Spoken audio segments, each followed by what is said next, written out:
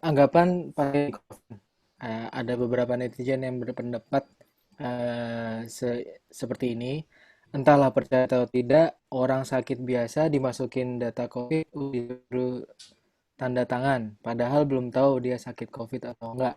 Bagaimana mau menurunkan data COVID kalau orang sakit biasa dimasukkan ke data COVID gitu. Terus ada lagi, iyalah penuh wong dijadikan satu semua. Jangankan yang digabungin gini dari beberapa wilayah, sedangkan kober-kober kampung aja tiap hari ada aja yang meninggal. Terus tetangga saya meninggal gara-gara corona, padahal penyakitnya lambung. Seperti itu. Kalau Eh, kalau menurut Mas Kamil sendiri itu kenapa sih Mas sampai muncul anggapan-anggapan seperti itu? Kalau saya sih karena satu ada ini ya, ada gap soal komunikasi, komunikasi baik dari persepsinya dari masyarakat, level pemahaman masyarakat sama komunikasinya dari pihak medisnya sendiri gitu. Seperti itu. Jadi ini bukan yang salah siapa sih sebenarnya, tapi ada informasi yang secara utuh tidak secara utuh ditangkap sama banyak banyak pihak, terutama di masyarakat. Dan rumor-rumor ini kalau kita runut ya di sosial media pun di mana siapa itu seringkali yang ngasih informasi ini tidak mengalami sendiri katanya-katanya, dan kalau dirunut susah banget gitu, susah banget dari mana gitu. Faktanya seperti itu kalau di pengalaman kami ya. Kalau ya, kalau Firsa sama Muti mungkin punya pengalaman beda. Muti dulu pendapat. Udah disebut sama Mas Kamil lagi, Mas Firza dulu deh. Oh iya. Soalnya kita ini sebenarnya pemikirannya sama. Oke, nah. Kayak lama-lama tuh udah jadi synchronize gitu. Ya, kalau saya berpendapatnya ini melengkapi Mas Kamil ya. Pendapatnya adalah hal ini dikarenakan masyarakat Indonesia itu literasinya rendah. Jadi ada penelitian dari PISA tahun 2019 itu 65% warga Indonesia itu buta literasi fungsional. Jadi bisa membaca tapi tidak tahu konteks dari informasi tersebut. Lalu masyarakat Indonesia juga tidak bisa membedakan antara fakta dan rumor atau simpang siur. Nah, ini jenis informasi yang kami kategorikan sebagai informasi yang simpang siur.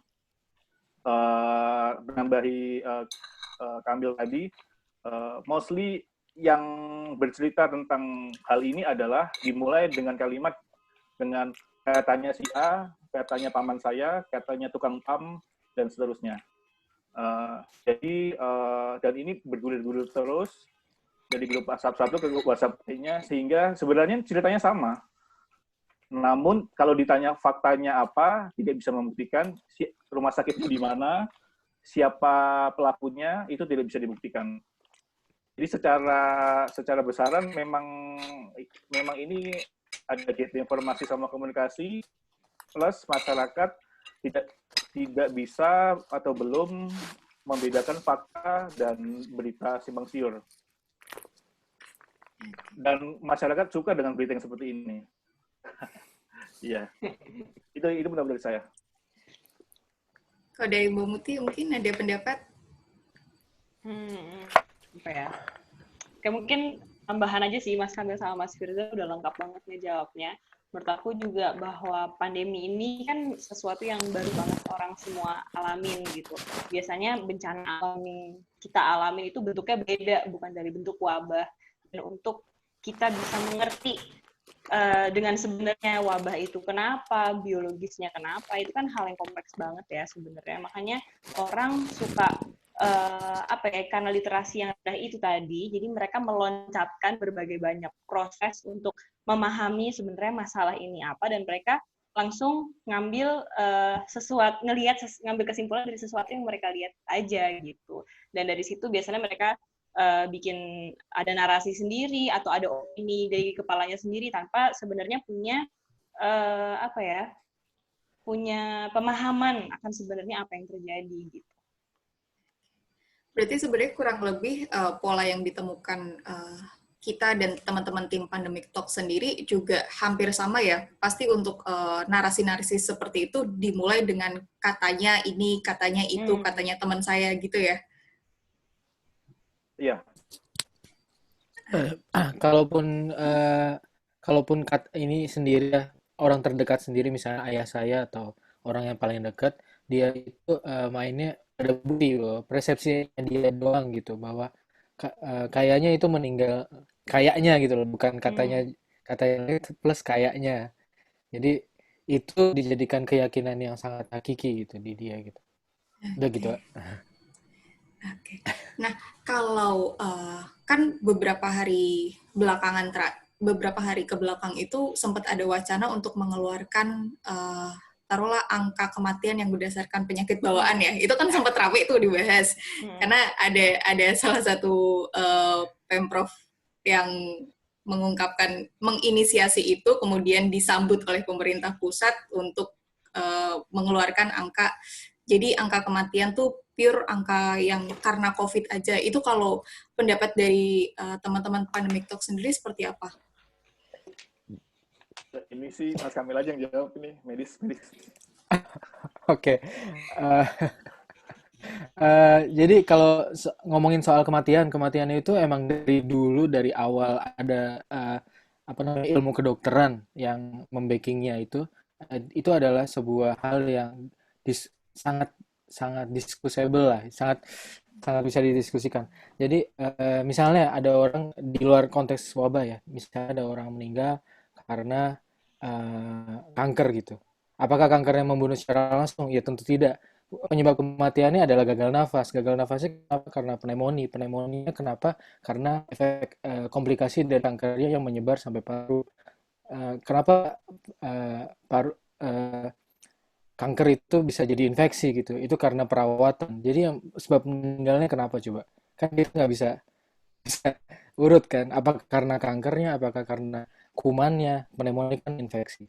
Terus apakah karena gagal nafasnya? Apakah karena hal-hal lain yang menyertai semua jadi satu kesatuan kematian itu sama kayak konsep wabah sekarang. COVID itu adalah virus gitu. Virus itu gimana caranya membunuh dan menyerang sistem-sistem organ tertentu gitu.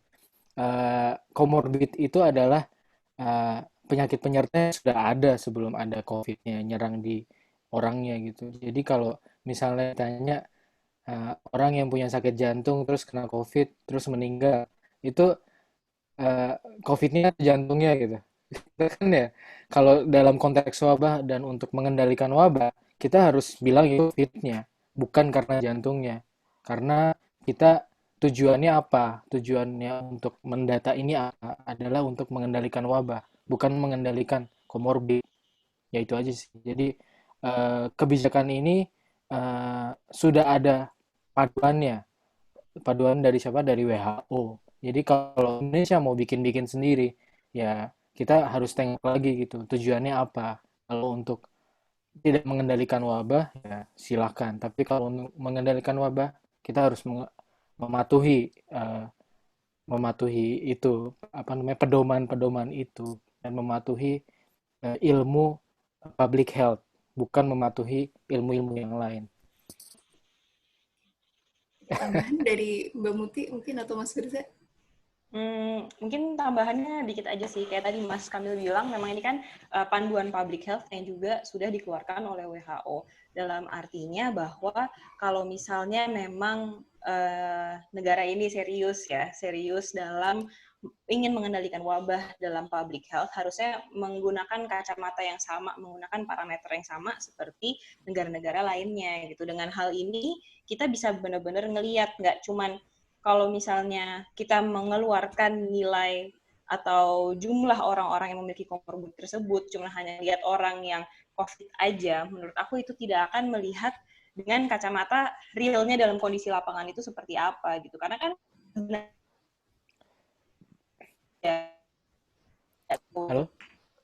Putus. Batas negara.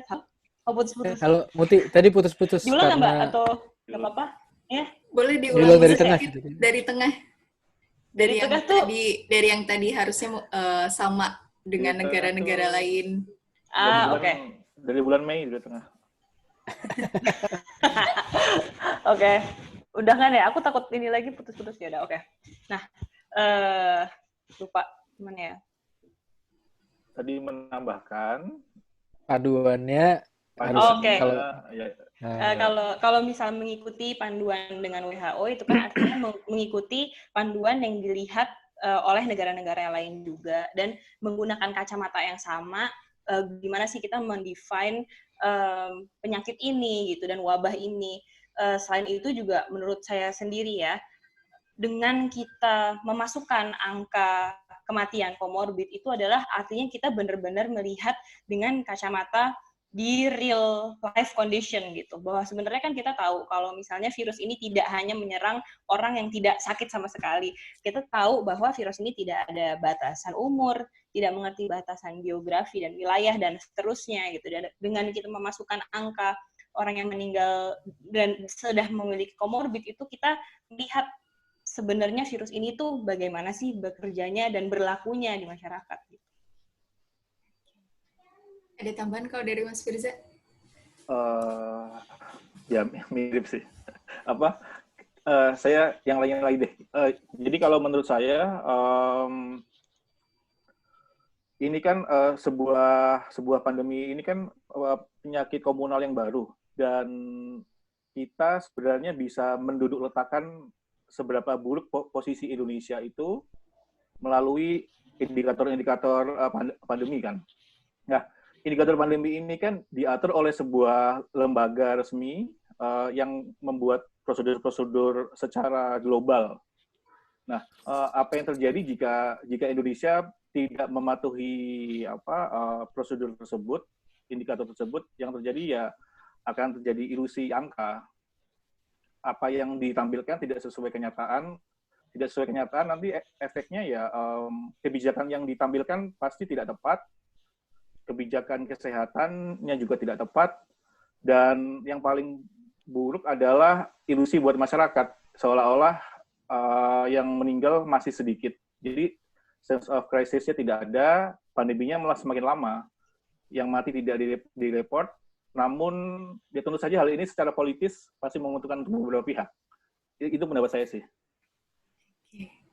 Nah, kalau dari teman-teman Pandemic Talk sendiri, mungkin ada sedikit tahu tidak sih Mas Kamil, Mbak Muti, dan Mas Firza gitu, seperti apa penanganannya di rumah sakit?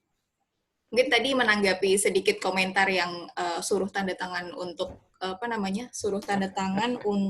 suruh tanda tangan dan dibayar ya. Nah, dibayar. Ya, itu. Itu narasi umumnya gitu loh.